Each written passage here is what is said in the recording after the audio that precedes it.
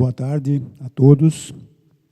Eu, mais uma vez, então, quero abrir essa mesa redonda, dando prosseguimento ao 4º Festival de Música Contemporânea Brasileira, e agradecer aqui a presença do professor Rafael Ferreira, da Universidade Federal de Uberlândia, do professor Luiz Costa Lima Neto, pesquisador do Rio de Janeiro, e do professor Wilson Zatera, que é daqui da casa, da Unicamp, que vão falar sobre o tema Hermeto Pascoal, inovação, estética e improvisação. Eu passo, então, a palavra ao professor Rafael Ferreira, para ele fazer suas colocações. Boa tarde a todos. Boa tarde, professores aqui da mesa.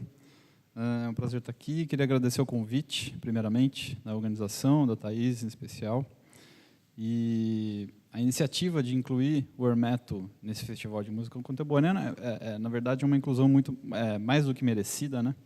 Mas, quando a gente fala de música contemporânea, a gente, no senso comum, normalmente não associa a música do Hermeto, necessariamente, né? A gente acaba sendo remetido mais à música de concerto e tal, que era até o perfil do festival até o ano passado. Então, o tema da mesa é inovação, estética e improvisação. Eu gostaria de iniciar essa exposição problematizando um pouco a importância que a improvisação tem na música do Hermeto. Talvez haja uma dicotomia entre a maneira com que o público, pesquisadores, os músicos, e eu me incluo nisso, vejam a questão e a forma com que o próprio Hermeto trate isso, né? Então, um amigo professor hoje professor da Federal de Pernambuco, Leonardo Pellegrini Sanches, fez uma entrevista com o Hermeto no Mato Grosso por ocasião de um festival, e olha só o que ele diz, inclusive está transcrito aqui. O improviso não é o mais importante. O improviso é o Brasil, tudo aquilo que a gente faz. Então, e corroborando com essa perspectiva, eu gostaria de introduzir também um vídeo de uma entrevista que eu fiz com o Jovino Santos Neto, que foi pianista do grupo do Hermeto durante muito tempo, né? Principalmente naquela formação que durou de 81 a 93, que o professor Costa Lima estudou tão profundamente. E o Jovino me concedeu uma entrevista por Skype em 2012. E o que ele diz aqui corrobora com essa perspectiva. Eu posso dizer com certeza que no nosso ensaio do grupo, 90% do nosso ensaio do grupo era lento. Tocando coisas escritas. Em vez de ficar criando improviso, muitas vezes no final do ensaio, quando já está com a cabeça perdendo de tocar uma peça super complicada durante 4, 5 horas sem parar, aí liberava, eles faziam uma jam session, pegavam tem vários tempos que são bons para isso. Uns tempos lentos, tempos rápidos, pegavam, chegaria até sair tocando para desovar, liberar e ir para casa descansar. Agora, no ensaio, raramente ficava ninguém improvisando.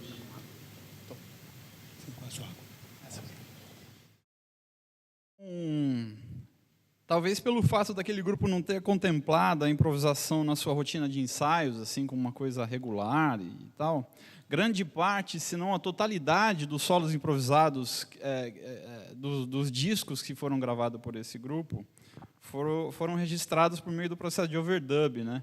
Ou seja, sobre uma gravação prévia da sessão rítmico-harmônica, né? A cozinha vai lá, grava primeiro e depois vem o solista e coloca o solo improvisado, né?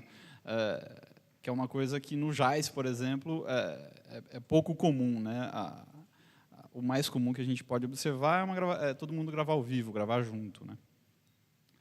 Queria falar um pouco agora sobre a improvisação do Hermeto, não só do Hermeto, mas da escola Jabur como um todo, e os gêneros musicais brasileiros, né?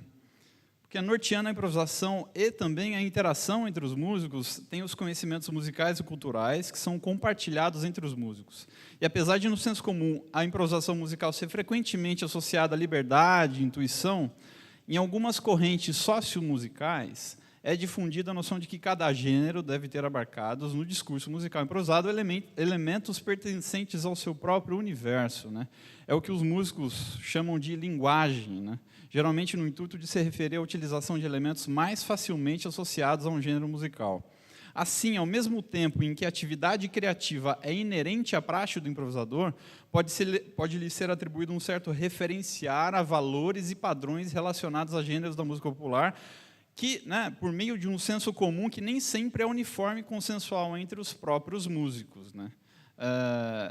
Quer dizer que, grosso modo, está tocando um samba, é esperado do improvisador em algumas correntes que ele improvise com elementos que pertencem ao samba, né? E, de novo, isso não é consensual, nem entre os próprios músicos, nem o que é pertencente ao samba ou não, né? E eu observo que isso ocorre de uma maneira acentuada na improvisação e no discurso do Hermeto, bem como na Escola Jabur como um todo.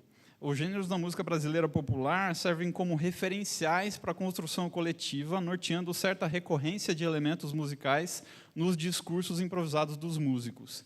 Em muitas situações, isso pode até propiciar uma organização da imprevisibilidade, entre aspas, do discurso dos improvisadores, né? Refletindo, inclusive, nas interações que ocorrem entre os músicos.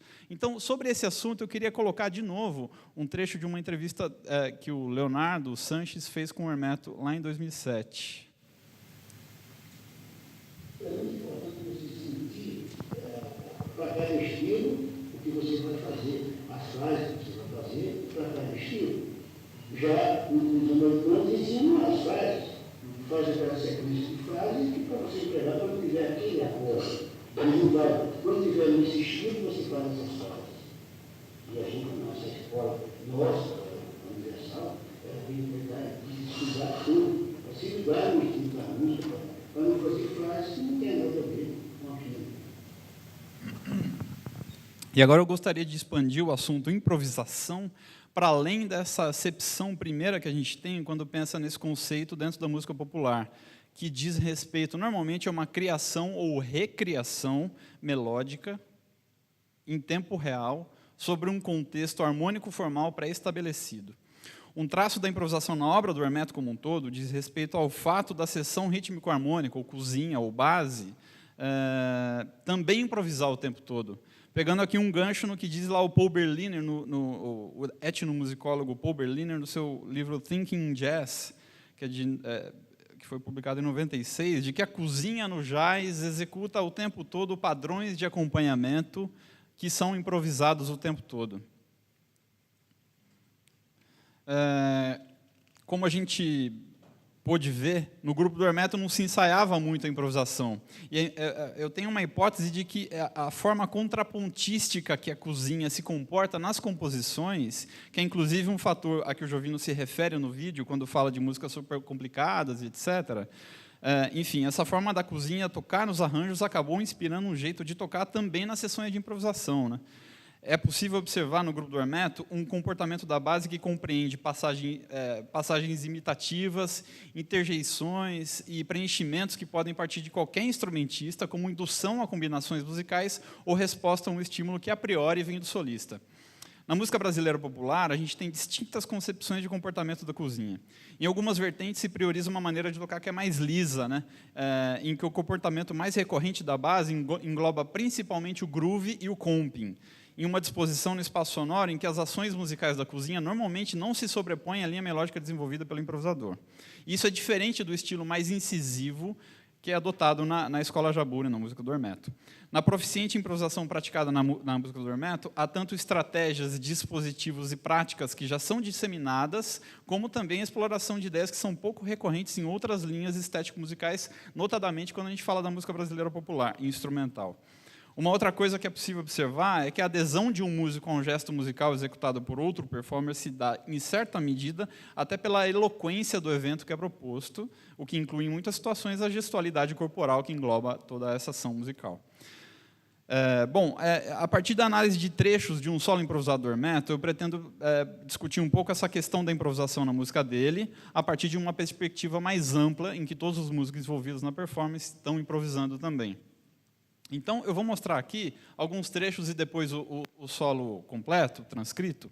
É um solo que foi realizado pelo Hermeto durante um show com um grupo dele, e para improvisar ele utilizou primeiramente a escaleta e posteriormente o sintetizador.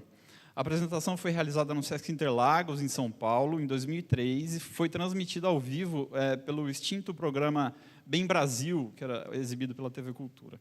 No contexto do solo, além do Hermeto tocando, tem o André Marques, de piano elétrico, o Tiberê Zweig, de baixo elétrico de 6 cordas, o Márcio Bahia, de bateria, e o Fábio Pascoal, de percussão. Nessa época, ainda fazia parte do grupo o saxofonista Vinícius Dorim, que não toca durante o solo, obviamente. Então, o início do solo se dá sobre um samba a aproximadamente 85 batidas por minuto, o andamento, e o mesmo groove é mantido até o que é o compasso 41 do solo. Do ponto de vista interativo dessa improvisação coletiva, entre aspas, o que pode ser observado são os fios que são tocados regularmente, mais ou menos regularmente, a cada 4 compassos. Aí, esse primeiro, lá no primeiro sistema, eu tenho lá grifado de vermelho, que é no compasso 41, tem uma mudança de gênero em andamento, né? Nesse ponto, o Hermeto claramente tem a intenção de dobrar o andamento do solo, tocando seguidas fusas, induzindo a cozinha a tocar um frevo a cerca de 170 batidas por minuto, dobro no andamento. Então, tem uma reação muito rápida, na verdade, porque ele puxa essa figura dobrada com fusas e, no compasso seguinte, a cozinha já compra a ideia e já muda de andamento e de gênero também. Posteriormente, no compasso 60...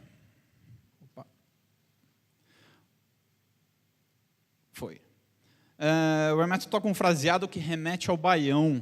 Devido ao andamento rápido, isso demora 4 compassos para reverberar pelo grupo.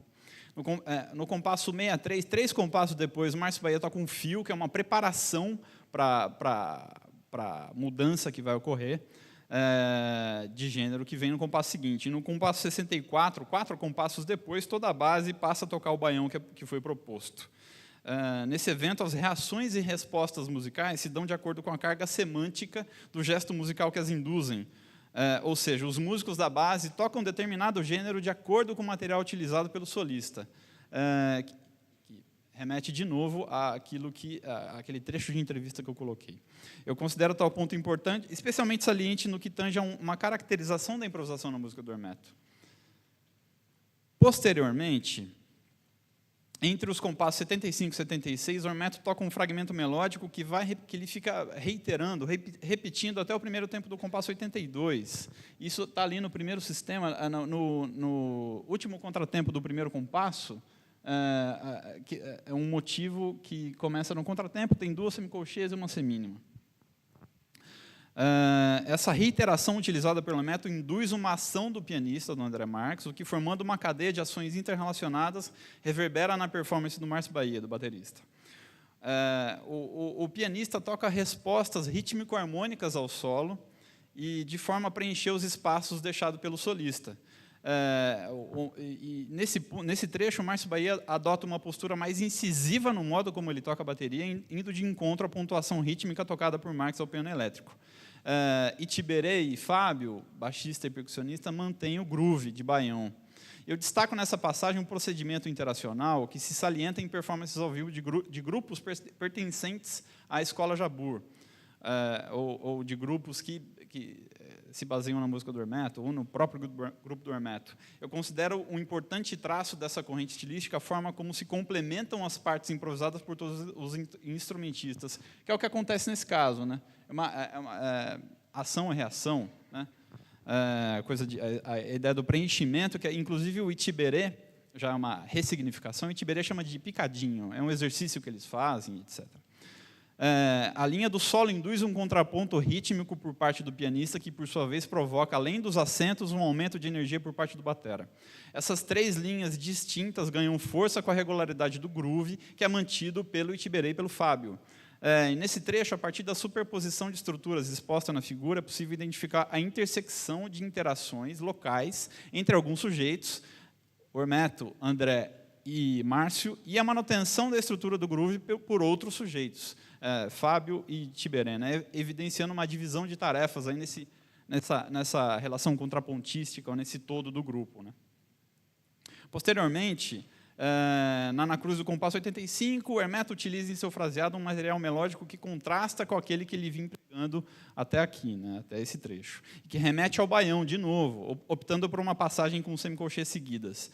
Tal ação induz uma reação por parte dos músicos da base que, de forma auto-organizada, executam nova mudança de gênero. O baterista Márcio Bahia toca um fio preparando a volta do groove de frevo.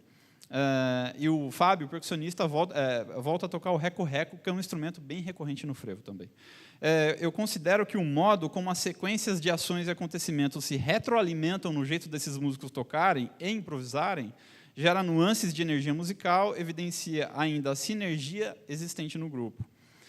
Configura-se dessa forma um ambiente de criação musical em que o todo é, de fato, mais do que a soma das partes. Não é uma simples soma das coisas que acontecem. Existe um todo, existe uma lógica, né? Dada a intensa dependência das ações de cada performer para que haja uma resultante musical que a gente observa. Agora eu vou exibir um vídeo que contém a performance e também a transcrição em partitura que eu realizei.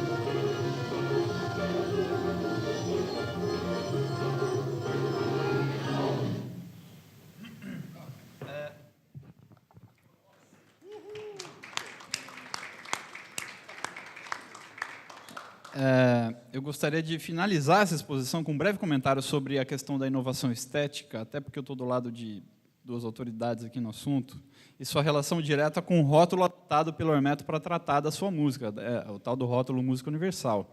Tanto o uso desse termo, música universal, que é utilizado pelo Hermeto, como a recusa desse termo por parte de outros músicos, parece ser a reverberação de um debate estético-ideológico entre o som universal e a música autenticamente brasileira, ou de raiz, que marcou a década de 60 no Brasil, justamente a época em que o Hermeto iniciou sua carreira, né?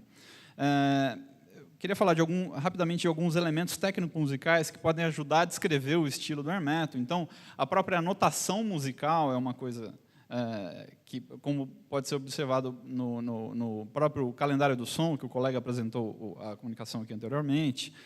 Então, o sistema de cifragem que especifica a abertura dos acordes, né, o voicing e tal.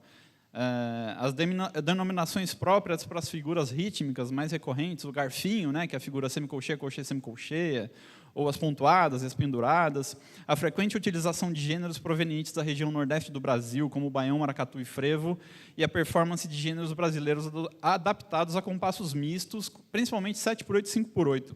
Com relação a esses últimos pontos, eu gostaria de exibir de novo um trecho da entrevista que eu fiz com o Jovino 5 anos atrás.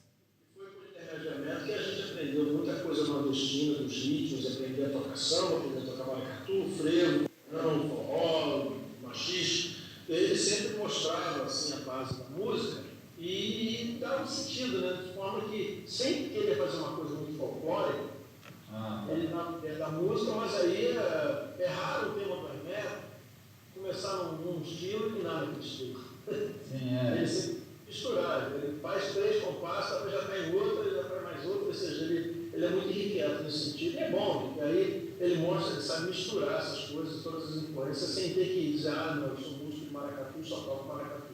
Ou eu sou músico de baião, só toco baião.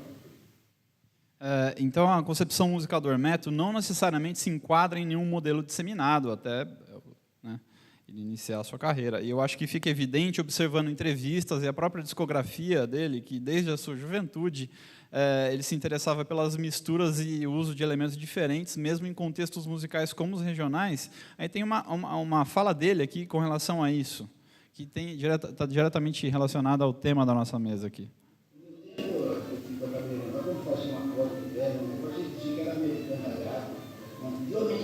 Esse acorde feio, já achava feio os acordes, sabe? E eu nem ligava. Bastante coisa assim, sabe? Quer dizer, eu gosto de evolução, eu gosto de inovação. Então é isso. Muito obrigado.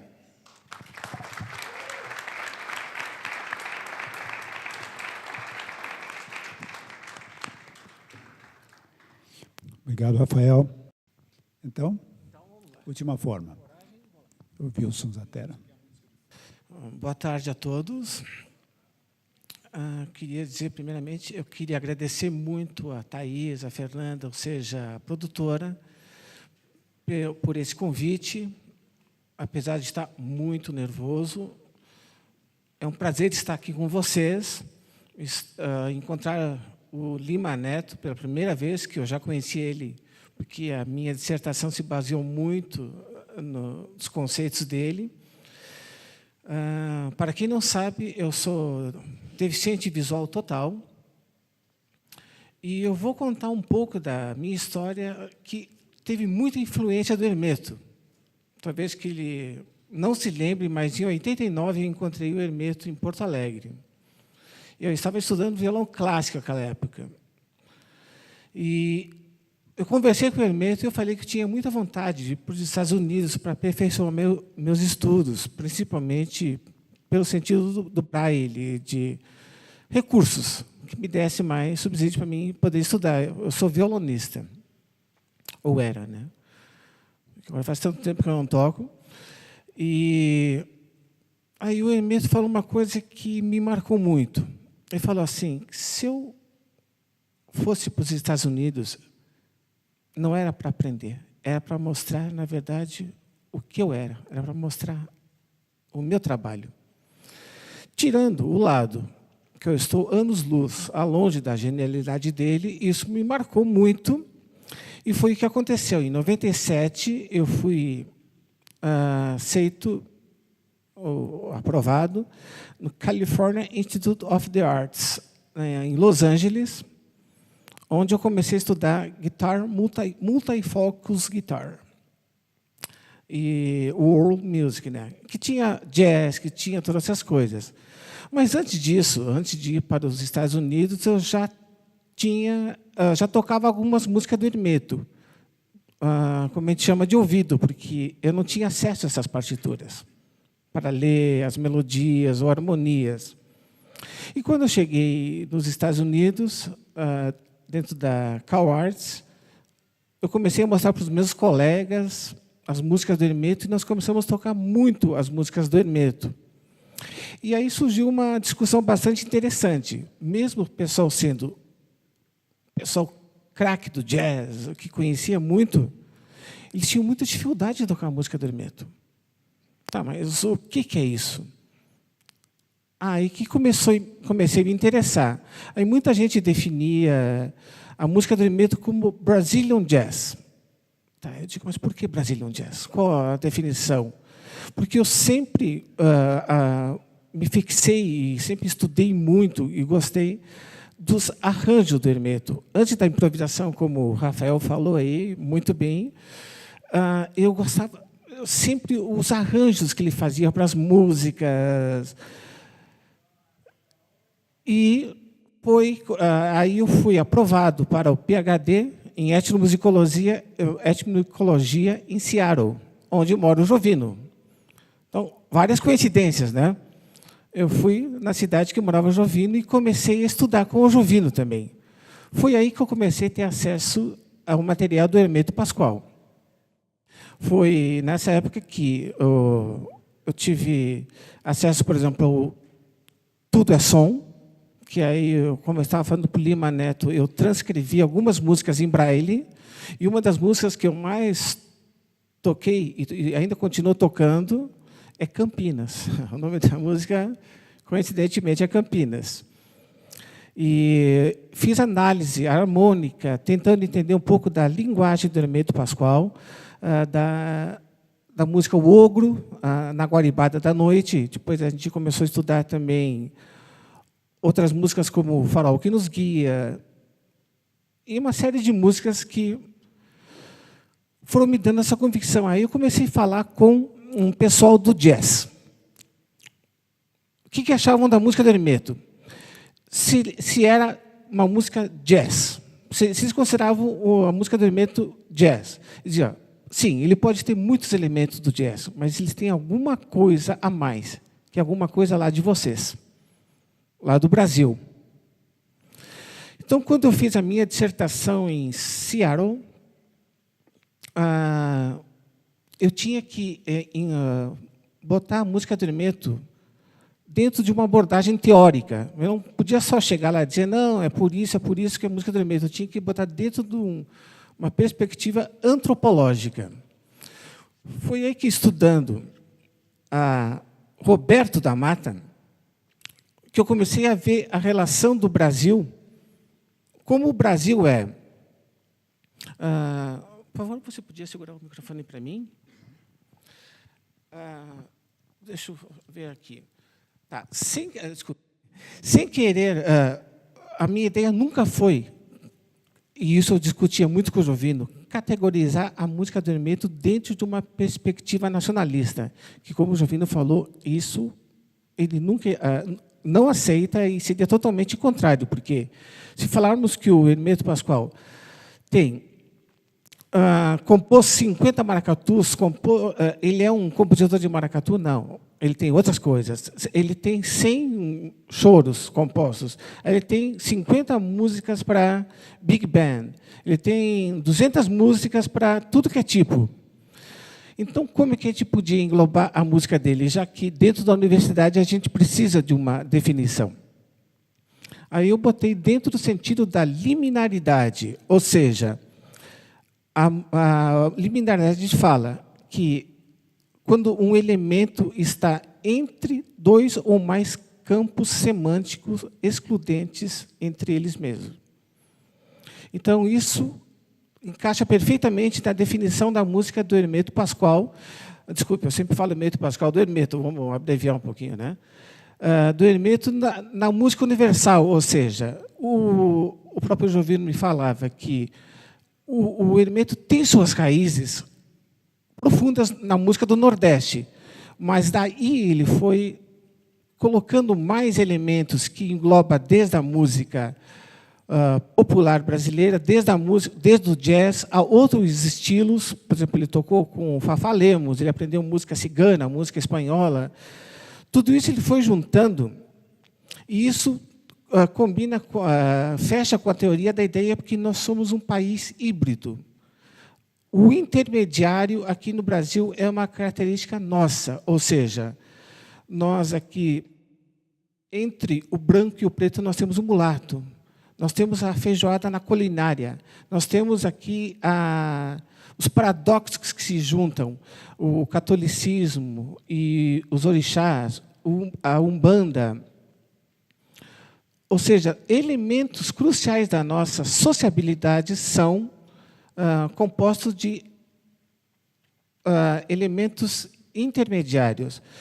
Então, o Hermeto ele conseguiu, dentro da música dele, por não ficar só num estilo, por englobar tudo que ele podia, que ele conhece e foi pesquisando, a música dele se tornou universal porque ele trafega por vários setores, por vários estilos, e é como o Canclini define, são artistas desculpe, estou um pouco nervoso ainda. São artistas da ubiquidade, ou seja, que residem em campos semáticos simultaneamente excludentes, mas ao mesmo tempo que se complementam. Então, analisando a música do Hermeto Pascoal, quando eu comecei com a análise das músicas dele, meu co-orientador é brasileiro, é um maestro, e comecei assim, como que nós vamos analisar a música do Hermeto fora dessa teoria?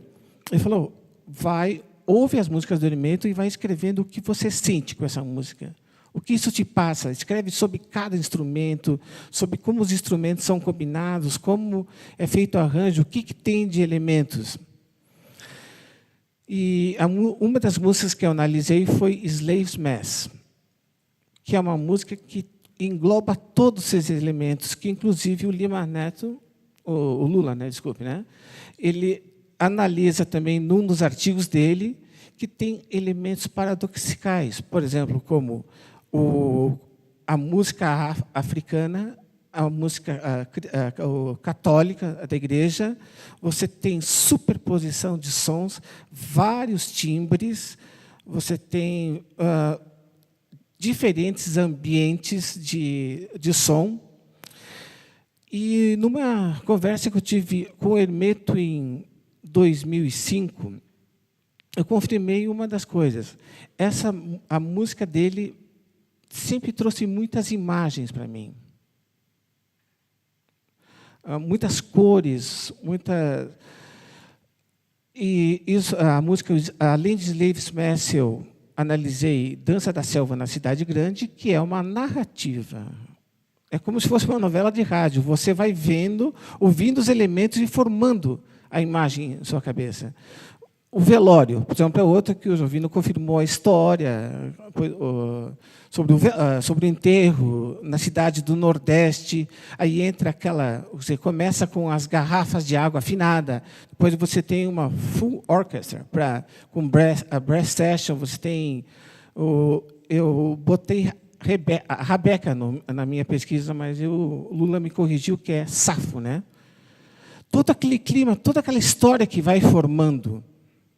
E aí eu confirmei com o Hermeto em 2005 que ele falou que sim, que toda a música dele é uma história, como se fosse que ele estivesse contando uma história.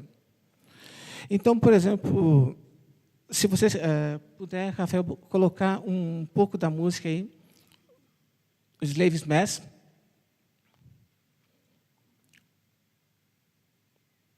Acho que está baixo, né?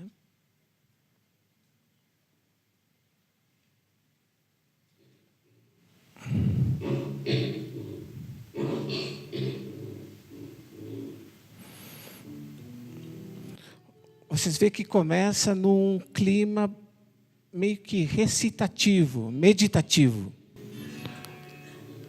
junto com o grunhido do porco, que você pode fazer vários tipos de conotações em cima disso. Entre outras coisas, são a preferência do Hermeto tem por sons naturais, a superposição de timbres, os sons enarmônicos.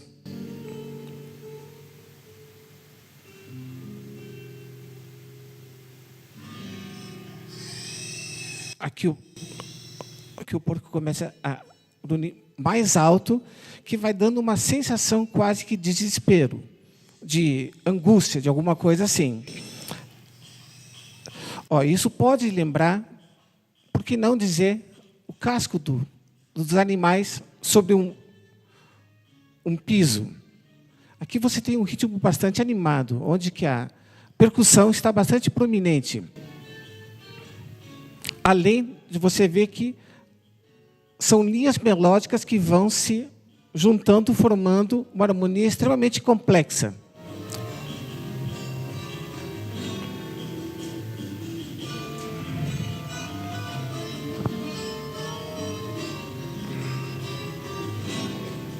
Agora, a sessão ela é repetida e acrescida de outros instrumentos aos poucos. Ou seja, adição gradual de timbres.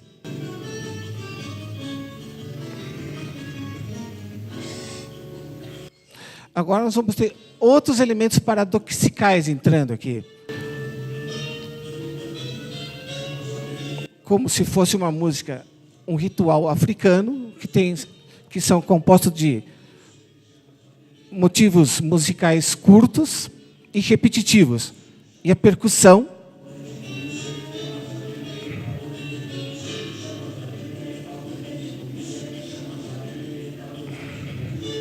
e a música começa a ficar mais tensa.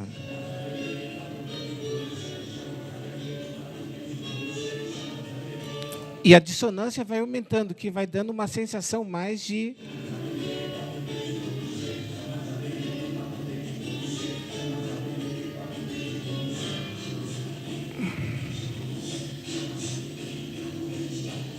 Agora, mais adição. Ou seja, vai tornando uma harmonia cada vez mais complexa. Podemos falar aqui em dissonância, ideias de atonalismo ou de microtonalismo, se for combinado todos os tipos de coisa.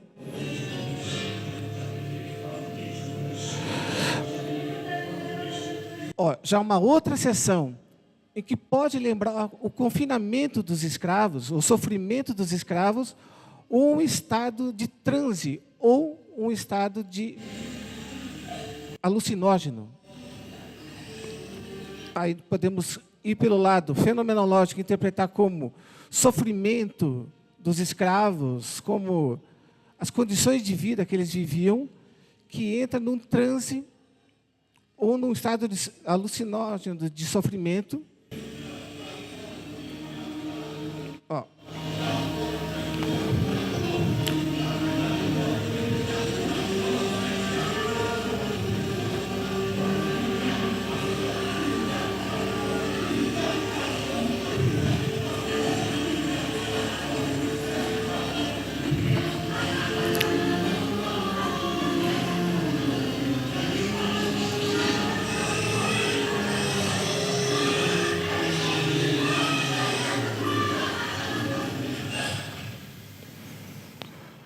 Esse é um dos exemplos que eu escolhi, que eu acho perfeito para mostrar todas essas características de ambiguidade, de paradoxalismo, de timbres, da riqueza de timbres. E está muito ligado às nossas origens, às suas raízes, às nossas raízes, e isso, então, isso não quer dizer que a música ela é brasileira. Isso torna a música dele universal por causa disso, porque ele trafega por vários campos semânticos, vai juntando e forma essa música, que é a única dele. Não tem outra pessoa no mundo que faz a música dele, por isso que é universal. E exatamente a identidade, o que é formar a identidade? Quando você junta vários elementos que são universais, mas você consegue botar em prática só algum deles. E aqui está bem demonstrado, acho que, o que é o povo brasileiro, um país que vive dentro do intermediário, onde todas as relações são relativizadas. E nossa estrutura de vida, inclusive o Connell, uma outra observação que foi colocada, inclusive no tipo de relacionamento, quando a gente fala aqui no Brasil, existe muito essa ligação com a família, ao contrário que nos Estados Unidos, né?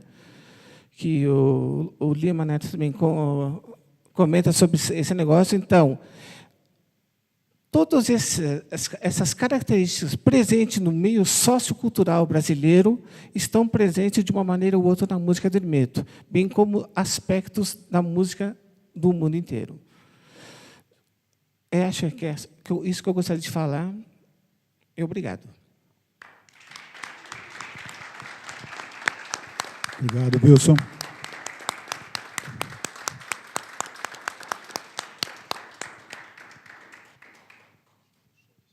Passo, então, agora a palavra ao Luiz Costa Lima Neto. Desculpe. Quer que eu ligue? As considerações? Desculpe, pessoal. Eu vou pedir para o Lima Neto ler uma conclusão aqui, tá?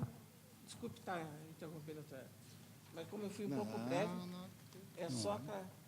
Eu acho que é uma certa mensagem que eu quis deixar, que foi a conclusão parcial da minha dissertação. Ok. Considerações parciais do Wilson. Evidente que a música de Hermeto... Estão me ouvindo bem, por favor? Evidente que a música de Hermeto não pode ser estudada através de um ponto de vista dualístico, ou seja, a ideia do terceiro excluído. Sua música não pode ser incluída nas chamadas tendências internacionais, nem dentro dos preceitos nacionalistas, uma vez que está situada na interseção de várias categorias chamada espaço liminar. É possível dizer que a música de Hermeto é liminar, uma vez que admite hibridismo e paradoxalismo, que criam uma ambiguidade classificatória. Ambiguidade aqui significa que sua música situa-se em 2 ou mais campos semânticos, mutuamente excludentes entre eles. A ambiguidade é expressa através do uso de harmonias e ou camadas de sons e timbres, politonalidade e sons sons inarmônicos, ou seja, sons sem alturas definidas. O hibridismo na música de Hermeto resulta da multiplicidade de recursos de sons e estilos, desde o sincretismo, entre outros que estão relacionados com a cultura brasileira, combinada ou não com outras manifestações culturais, enquanto o paradoxalismo resulta da superposição ou mistura de elementos aparentemente contraditórios, diferentes campos semânticos. Um exemplo disto é a contínua troca de gêneros musicais, timbre, ritmos e textura. Desta forma, Hermeto aplicou um paradigma, um modelo fundamental em sua produção musical, que continua sendo implementado durante sua carreira até nos dias atuais.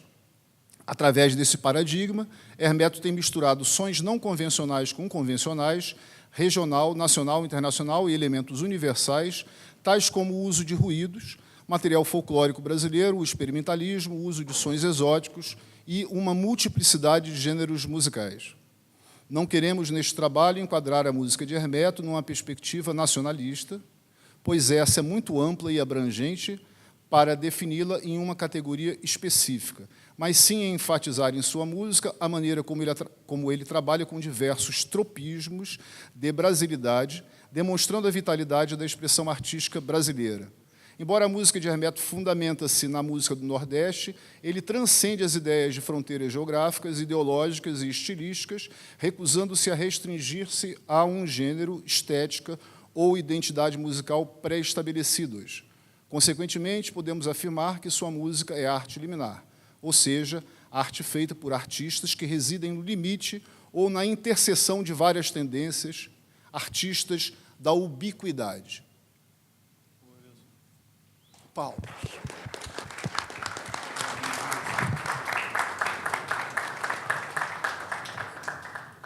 Olha só, a primeira coisa, eu queria agradecer o convite da Thaís Nicolau, diretora do festival, para integrar essa mesa redonda. Queria saudar os colegas Rafael Ferreira e Wilson Zátera, membros da mesa, e ao público presente aqui que está participando dessa linda homenagem ao Hermeto e ao Edson Zampronha. Homenagem mais que merecida. Eu quero me apresentar um pouquinho. Eu desenvolvi dissertação de mestrado sobre o Hermeto Pascoal e grupo na Unirio de 97 a 99. Defendi a dissertação em 99, com o título de A Música Experimental de Hermeto Pascoal e grupo, 1991 a 1993, Concepção e Linguagem. Eu abordei na minha dissertação de mestrado esse período de 12 anos, no qual o Hermeto foi acompanhado de um quinteto de músicos, constituído pelo Itiberê Zuarg, Jovino Santos, Antônio Luiz Santana, que era apelidado de Pernambuco, Carlos Malta, Márcio Bahia, e depois o Fábio Pascoal entrou no grupo no final do período que eu contemplei na dissertação. Eu analisei várias músicas de características experimentais, o que eu considerei como experimental na minha dissertação, ou seja, o que se afastava, peguei de emprestado uma noção da música erudita, o que se afastava da tradição e do convencional, mas, ao mesmo tempo, não se encaixava na vanguarda, né? Então, a tradição experimental ela difere da vanguarda por características próprias. Eu comparei com o Hermeto, porque o Hermeto, tão pouco, ele se encaixa na corrente da vanguarda da música popular brasileira. Por exemplo, a Tropicália é um movimento com o qual o Hermeto não teve ligação absolutamente alguma, como ele gosta de falar, inclusive, às vezes, criticamente, em relação à Tropicália, mas não é um assunto para agora. Ok, a metodologia que eu lancei mão na minha pesquisa foi etnografia, basicamente, entrevistas com os integrantes do grupo e com o próprio Hermeto, na medida que, na época que eu trabalhei, tinham muito poucos trabalhos acadêmicos sobre Hermeto Pascoal, então eu tive que, na verdade, fazer esse material um pouco do início.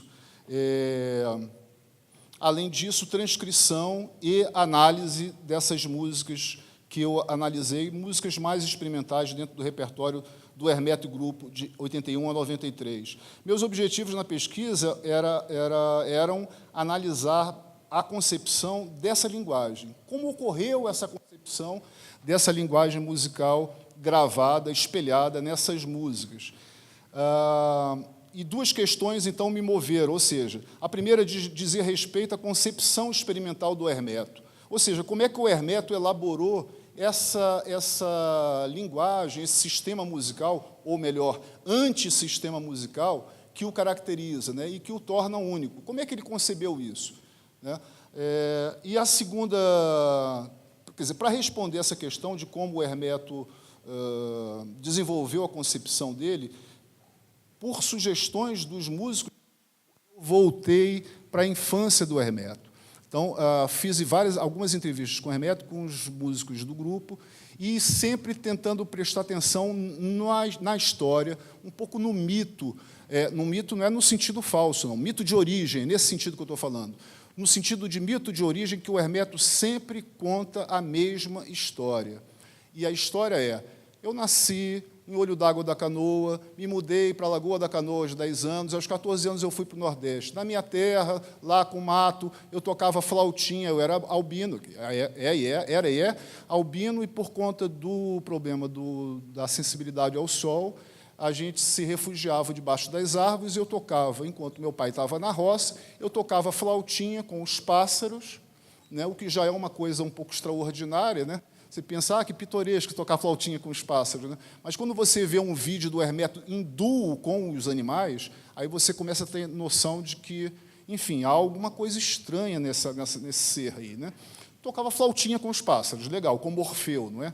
Então, beleza. E os ferrinhos. Ele sempre fala: eu construí um carrilhão de ferros, tirado do monturo do meu avô ferreiro, e com esses ferros eu compus minhas primeiras músicas, isso com a idade de 5, 6 anos. E um outro elemento que me chamou a atenção na concepção do Hermeto foi o que ele chama hoje de som da aura, que, segundo ele, esse mito de origem, que o Hermeto conta reiteradamente, na infância dele, com 7 anos, mais ou menos na época que ele descobriu que tinha ouvido absoluto, ele se deu conta que ele estava ouvindo as pessoas falando como se estivessem cantando.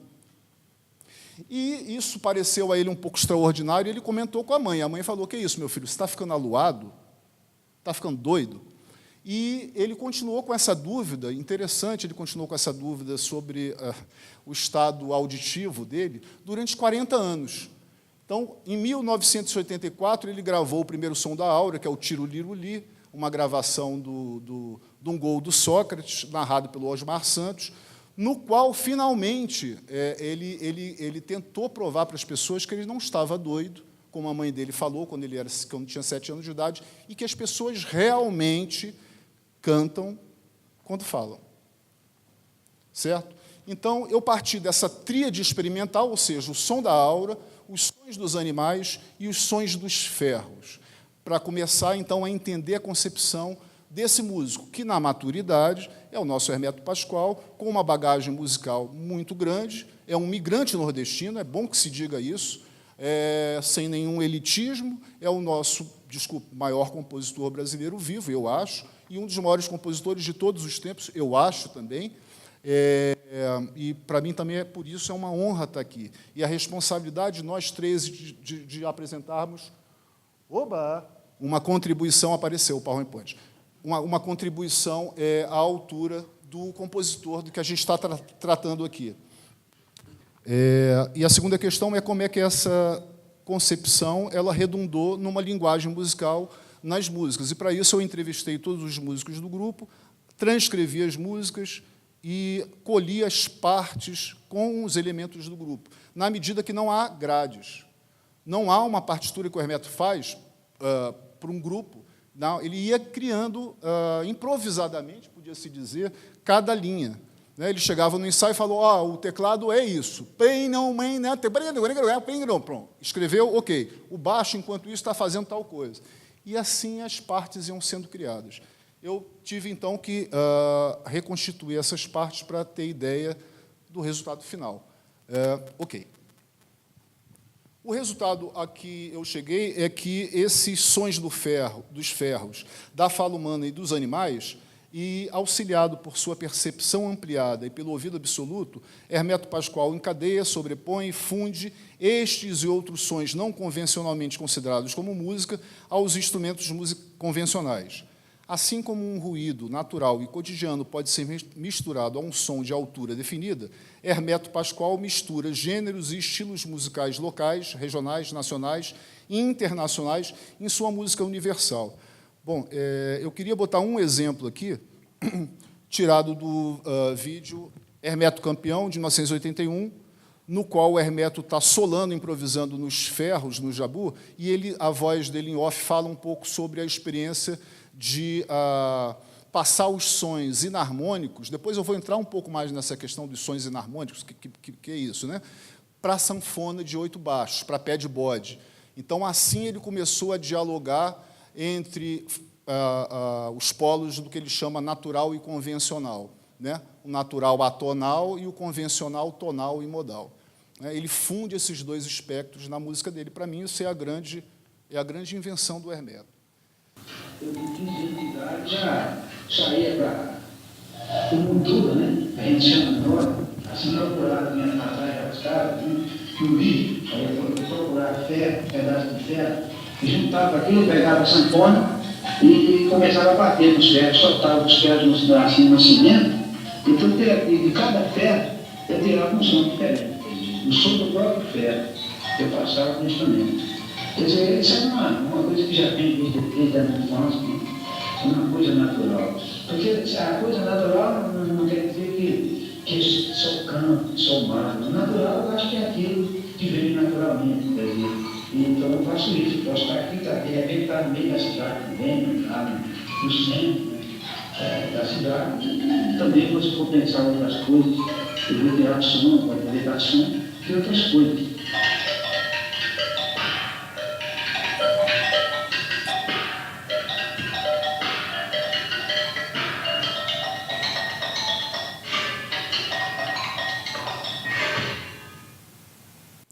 Entrando no tema propriamente da palestra, falar por último tem algumas desvantagens, né? Então, os colegas que já falaram o que eu ia falar, eu não vou repetir. Eu queria, na verdade, agradecer, eu não conheço o pesquisador José Carlos Prandini, aqui da Unicamp, mas foi, eu acho que, o autor da primeira dissertação de mestrado. Então, eu tive aqui na Unicamp, em 1997, há 20 anos atrás, para pegar a dissertação dele. Naquela época, a gente solicitava a dissertação, demorava 3 meses para chegar no Rio de Janeiro. Eu falei, eu vou lá. Então, são os doidos que estudam Hermeto, são assim. Aí eu vim para cá só para pegar a dissertação do Prandini. O Prandini, então, esse pesquisador, fez uma dissertação muito trabalhosa, muito interessante, se chamava Um Estudo da Improvisação na Música de Hermeto Pascoal, Transcrições e Solos Improvisados. Ela foi defendida aqui na Unicamp em 96. O Prandini ele começa criticando, na dissertação de mestrado dele, a noção de improvisação que aparece nos verbetes dos Groves da vida, nos dicionários de música erudita, que define, basicamente, a improvisação nos períodos barroco, clássico, romântico, como ornamentação, né? Então, ornamentação melódica. Essa improvisação, na música popular, ela praticamente não existe. É muito curta, esporádica, e não é isso. Né? Na música popular, a gente tem, na verdade, um tipo de improvisação. No choro tem um pouco isso. A improvisação é uma ornamentação, né? Raramente a criação de uma melodia inteiramente nova, né? Como é na música do Hermeto. O Prandini, então, ele critica a noção de improvisação como ornamentação, e passa a transcrever e analisar os solos do Hermeto como se fossem composições escritas, com motivos, variações, desenvolvimentos, etc. Essa noção poderia ser criticada, mas tampouco eu vou ter tempo de me deter nessa crítica. O que eu critiquei na minha dissertação, o limite da concepção praticada pelo pesquisador aqui da Unicamp, no sentido que ela acaba coincidindo com a concepção que é praticada de improvisação no jazz tradicional, ou seja, da melodia, das escalas de acorde, né, como desdobramento das estruturas harmônicas. Certo? Então, você tem uma harmonia fixa e vai o camarada ou a camarada e sola lá e cria uma melodia a partir dessa harmonia fixa. E eu escrevi na minha dissertação que essa concepção ela se aplica, sim, ao Hermeto, mas não apenas, porque o Hermeto utiliza improvisações no plural, assim como a gente não pode falar de inovação estética no Hermeto sem falar em inovações estéticas. E não só estéticas, inovações de várias ordens. É essa riqueza aí que esse cara traz para a música não só brasileira. Nessa citação, o Hermeto, eu vou ler, tá, Wilson? Vou ler. O americano acha que a improvisação é uma coisa preparada, e não é. É liberdade. Eu gosto de improvisar, eu gosto de criar na hora, eu gosto de me surpreender para surpreender as pessoas. Você sabe o que é novidade para mim? É acreditar em si, acreditar sem medo. Não precisa premeditar. Se você cria, não precisa premeditar. Quem é um criador médio, premedite. E quem é o criador solto, não premedite. Tenha coragem, tenha vontade de fazer. Então, o que fica claro nessa citação do Hermeto é que há uma atitude que ele busca de surpresa, de inusitado, de paradoxo, do que está além da lógica.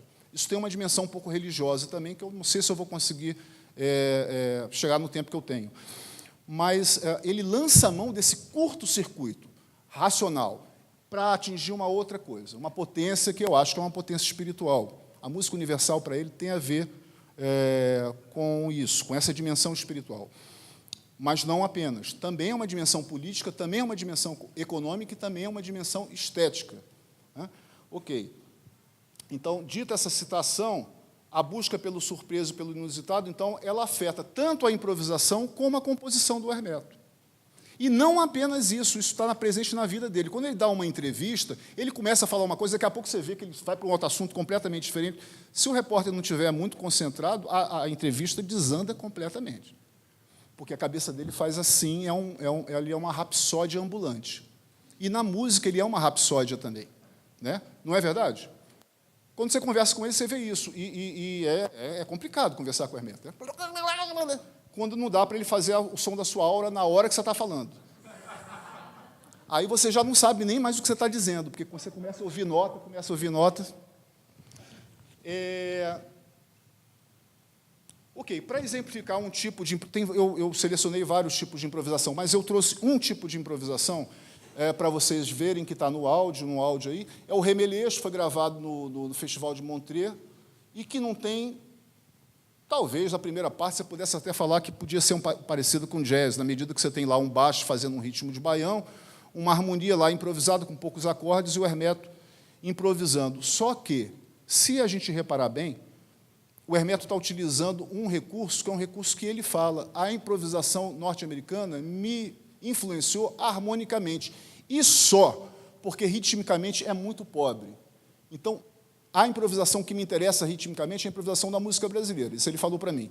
Principalmente, por exemplo, dos ritmos como o do Nordeste, da embolada e do repente. Então, essa improvisação que a gente vai ouvir do Remeleixo bebe da embolada e do repente, principalmente da embolada. Qual é o barato da embolada? O barato da embolada é você embola as palavras perdem o sentido semântico e viram um som. Certo? Então, a gente vai ver isso. A palavra é remeleixo. Agora, o que o Hermeto faz com esse remeleixo é que é muito interessante. O remeleixo.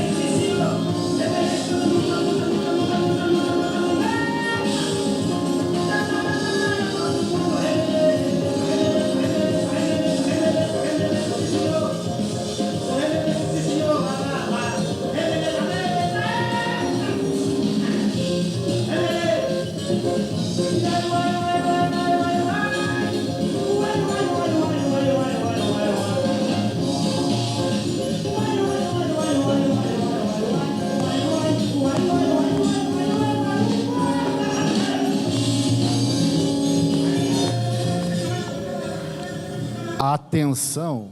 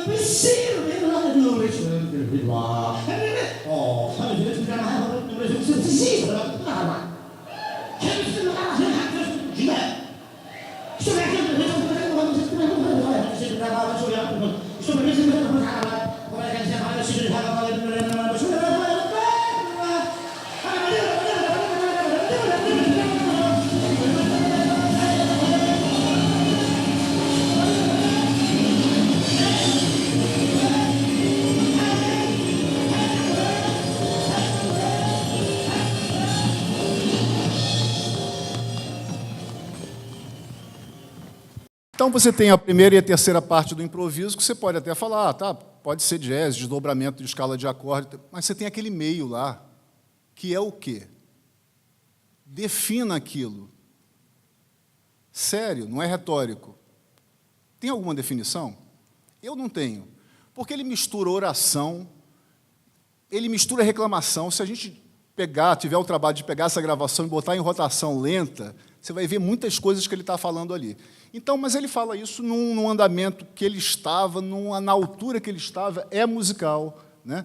É ruído e a música, o que é isso? Bom, eu vou chegar, então, na segunda parte da palestra, que é a questão da inovação estética. Eu queria que passasse, por gentileza, Rafael, para a última citação da minha fala, para a gente entender, então, e aí eu estou voltando agora para a história dos ferrinhos, com a qual eu vou terminar. Inovação estética. Antes da citação, vou chamar a atenção para estética. A palavra estética tem a ver com estesia. Tá? Estesia tem a ver com sensibilidade. E o ponto é, eu acho que o Hermeto ele propõe uma mudança de sensibilidade na gente. Ele não propõe só uma forma musical, uma novidade musical. Ele propõe também isso. Mas ele propõe mais que isso. Ele propõe uma nova sensibilidade auditiva, que vem de uma pessoa semi-cega, evidentemente, uma pessoa do Nordeste, e que tem uma percepção ampliada, um ouvido muito acurado, e não só porque é ouvido absoluto, mas uma percepção ampliada sinestésica, né? É um cara que, apesar da deficiência visual, ele incorpora muito as imagens nas músicas dele, como o Wilson falou. Cada música do Hermeto tem uma história. É muito estranho isso. Você fala, Hermeto, como é que é essa música? Ele conta a história, qualquer música. Ele conta a história da música. Isso é porque eu me lembrei de... papapá. Interessante isso, né? Eu, por exemplo, eu acho muito difícil dar título para a música, porque a música não me remete a nada, na verdade. Se as pessoas olharem e falarem, Lula, parece isso, parece aquilo, mas eu mesmo não sei. E o Hermeto tem sempre um título, tem sempre uma história. Eu acho muito curioso isso. Essa citação que eu separei para terminar a minha fala, o que chamam de música atonal, porque eles dão os nomes que só funcionam na palavra. Eles somos nós, né, da academia, né? Então, nós, da academia, dão os nomes que só funcionam na palavra, mas não funcionam na prática. A música chamada de atonal chega a ser quase a música que eu chamo de som da aura. Mas a música atonal, na minha maneira de ver, nenhum instrumento convencional está capacitado para tocar. Eles falam, mas está errado. Tem muita gente que acha que dó, mi, sol, dó é natural, mas não é. É apenas o convencional. Porque o atonal é a coisa mais natural que existe. Eu sou o inverso de muitas escolas. A maioria das coisas que eles chamam tonal, eu chamo atonal, eu chamo o contrário. Para minha percepção, se você fizer tom, pé, pareru, é o canto do Irapuru. Eu não cantei as notas certas, tá? Não tenho ouvido absoluto. Isso é natural, por isso tem um som da aura. Agora, ele cantou exatamente isso. Tá? Brincando, né? Assim. Na minha última entrevista com o Hermeto, para a gente entender essa citação, ele está falando várias coisas aí.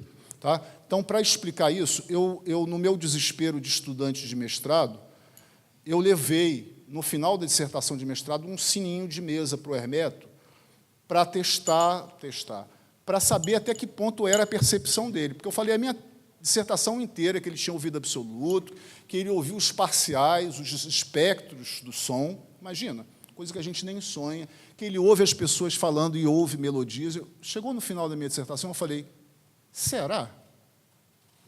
Até que ponto? Será que eu, como pesquisador, eu não posso dar isso de barato? Eu tenho que testar isso. E aí tive a ideia, não brilhante, seria brilhante se eu tivesse comprado um sino maior. Sério, porque essa coisinha que eu comprei, um sininho de mesa,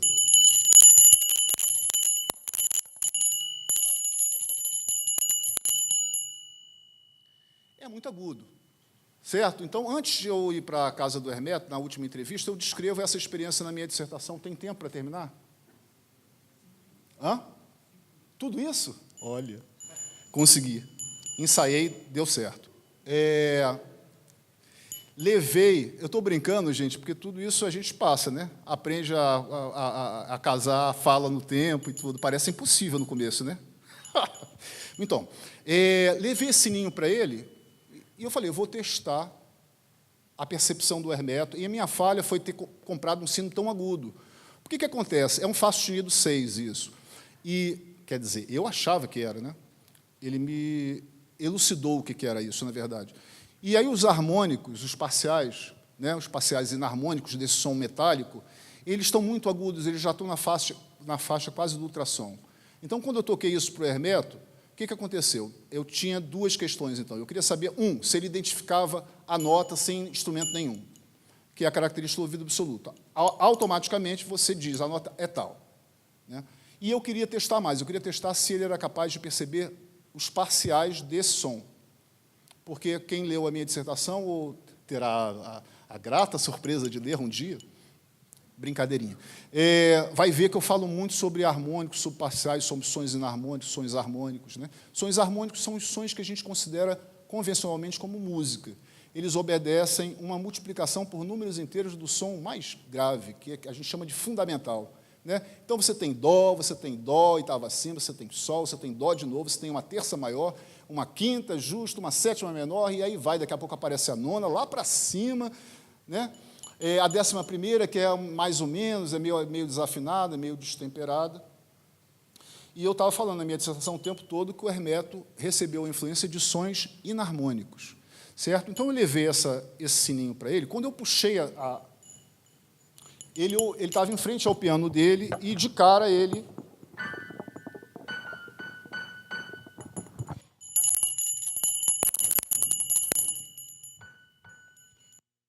O piano era elétrico, estava desligado.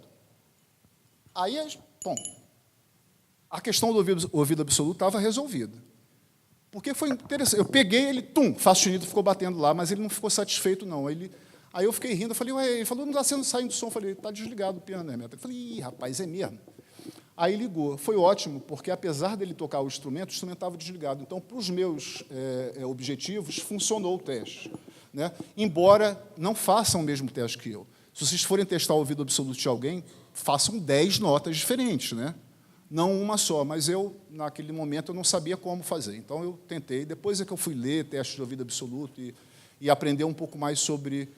Mas a experiência foi interessante, porque, veja bem, e aí eu perguntei, e os parciais, Hermeto? Aí ele ligou, ele falou assim, esse som que eu estou ouvindo não é Fá sustenido, exatamente. É uma frequência que está entre o Fá sustenido e o Sol. Aí eu já parei, né? Falei, eu vou fazer o quê? Como é que eu vou avaliar se ele tem razão? Tá, Fá sustenido foi o que eu achei em casa, então vou defender a minha dissertação feliz, e não fui iludido, não errei.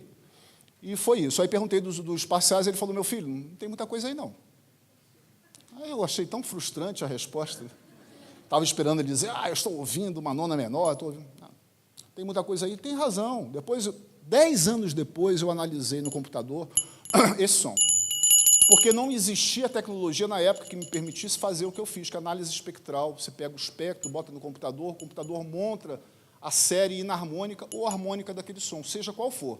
Você prolongando o ar com a sua bela voz, né? Ou o Luiz Gonzaga cantando, ou o Boulez tocando a sonata para piano, aquela facinha dele. Certo? O que for, você passa lá e o espectro aparece E apareceu, então, um espectro muito semelhante ao que o Hermeto tinha falado. Na verdade, os parciais estavam todos lá na faixa do ultrassom, por isso que não tinha muita coisa ali. Né? Quando o Hermeto fala que o som da aura é quase a música tonal é quase o som da aura, mas, ao ver dele, nenhum instrumento convencional está capacitado para tocar, o que ele está dizendo? Ele está dizendo que os instrumentos convencionais que a gente utiliza, eles são baseados, como nós sabemos, no sistema de temperamento igual, né? Divididos em semitons equidistantes. E a natureza, que para o Hermeto é atonal, não obedece o sistema temperado que nós nos baseamos. Isso quer dizer que tem muito mais música no universo do que a nossa vã filosofia concebe. E o Hermeto mostra para a gente isso o tempo todo. Você tem música nos sons dos animais, você tem música na fala, você tem música nos ruídos, você tem música nos carros. Né? A natureza, ele fala, a natureza é o cotidiano. A natureza é uma maneira como eu percebo. Ele falou isso lá na citação, vocês se lembram, né? Então, não é o campo, o mato, eu vou para o mato, vou para o campo. Nada, fica na cidade mesmo. Mas ouve, escuta, aprimora a percepção. Faz com que os outros tenham também uma percepção mais ampliada. Eu acho que a grande inovação estética que o Hermeto propõe é essa. É um convite que ele faz para nós escutarmos melhor, né? E misturarmos o que já é misturado na música brasileira naturalmente. Né? Essa escuta ampliada e a mistura, o compartilhamento, é muito importante no Hermeto Pascoal. Né? O Hermeto, a gente não pode esquecer, isso é uma inovação dele também. Como ele vem da roça, ele traz da roça uma vivência musical compartilhada. A música como uma prática social compartilhada. Naquela música Santo Antônio dele, né, que ele entrevista a mãe dele, a dona Divina Eulália, isso fica muito claro. Né? É uma música que transcorre com uma paisagem sonora muito clara, de troca de esmolas entre pessoas pobres, e a música está intermediando isso. Essa vivência da música compartilhada socialmente, o Hermeto trabalha isso o tempo todo. Não é à toa que, às vezes, ele está no show e desce com um grupo e leva a plateia para a rua, por exemplo. Né? Ou fala, fulano, está aí, vai improvisar hoje aqui. O cara, coitado, nem sabia, veio assistir o show, vai improvisar. Porque é o Hermeto, de trazer todo mundo para o fazer musical, e esse fazer musical ser o contrário do ego, na verdade, ser um fazer musical compartilhado. Então, é mais ou menos isso que eu queria dividir. Eu queria pedir para botar a última, um som da aura que o Hermeto, que o Jovino Santos me mandou por e-mail alguns anos atrás, e que, gentilmente, ele autorizou a botar para vocês. É um som da aura inédito. Tá? Ele não foi gravado comercialmente, e não sei se será. Tem vários sons da aura que não foram lançados comercialmente, que o Hermeto grava o tempo todo. Então, lembrando, mais uma vez, o som da aura, né, a melodia da fala. Oxalá nós consigamos, um dia, ouvirmos-nos como cantores falantes. E aos outros também. Acho que a vida ia ser melhor. Vamos ouvir o som da aura, então? George Burns e Jô Soares. George Burns, comediante americano que vocês conhecem, do cinema através de filmes como The Sunshine Boys, e ele fez o Deus, né, no Old God, fez Deus, os dois filmes fazendo papel de Deus, aquele velhinho de boné, bonitinho, fuma charuto, tem 96 anos, assinou contrato com o Hotel de Las Vegas para fazer algumas apresentações. No contrato consta a obrigação de George Burns se apresentar no mesmo hotel quando completar 100 anos. Quando perguntaram ao Burns se ele não tinha medo que acontecesse alguma coisa nesses 4 anos de espera, ele respondeu, eu tenho medo que o hotel feche. O comediante George Burns, comediante americano que vocês conhecem, do cinema através de filmes como The Sunshine Boys, e ele fez o Deus, né, no Old God, fez Deus, os dois filmes fazendo papel de Deus, aquele velhinho de boné, bonitinho, fuma charuto, tem 96 anos, assinou contrato com o Hotel de Las Vegas para fazer algumas apresentações. No contrato consta a obrigação de George Burns se apresentar no mesmo hotel quando completar 100 anos. Quando perguntaram ao Burns se ele não tinha medo que acontecesse alguma coisa nesses 4 anos de espera, ele respondeu, Eu tenho medo do hotel perto.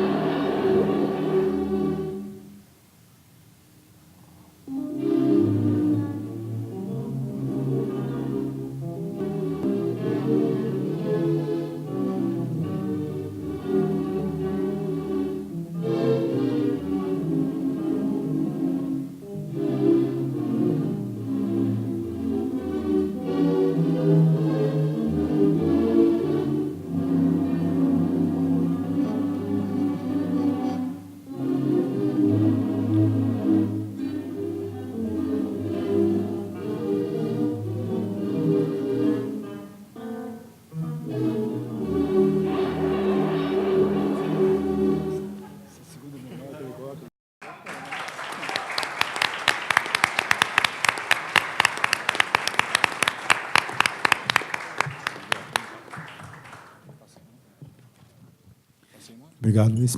Então, eu quero agradecer a presença de todos e imagino que quem tem alguma dúvida, queira conversar, pode conversar com os membros da mesa aí fora mesmo. Obrigado a todos. Até mais.